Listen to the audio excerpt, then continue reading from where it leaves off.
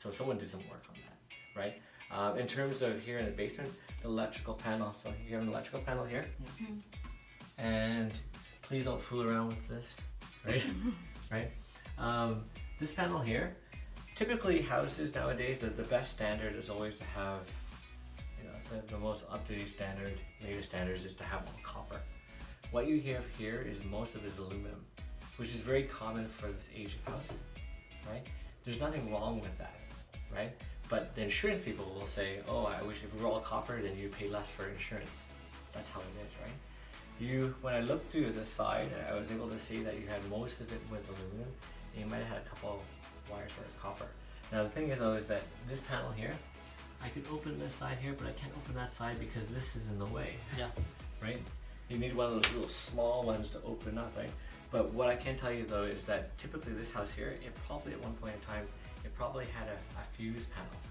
You know what a fuse panel is?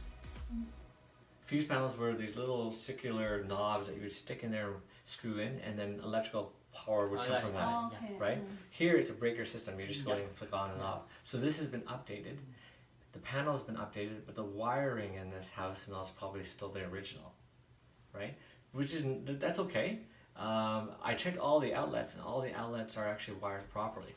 I use this tool, is what a licensed electrician would use, and I checked it and everything seems to be wired correctly.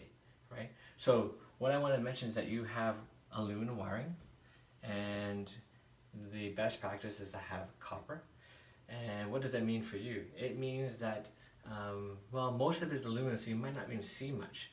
But the reason why they prefer copper over aluminum is because that copper, or aluminum, is a more softer metal between the two, and it heats up faster. Right? So when it heats up faster, what happens is that things become loosened, as opposed to being airtight. It becomes loosened. So therefore, what happens now is that some of the outlets or some of the switches, you try to turn it on, and what happens is that you might lose some power. It's because it's not tight anymore. Right? So what happens now is that a licensed electrician comes in and tightens the knobs and see that everything's fine. Now, you might not see it because most of it is aluminum anyway. Right? So, right? If it were copper and aluminum, then it's a different story. Right? What else is there to mention about that? Is there anything, any maintenance that they need to do with it? Right, well, there's no maintenance in terms of what you should do as a homeowner, but you need to just call a licensed electrician.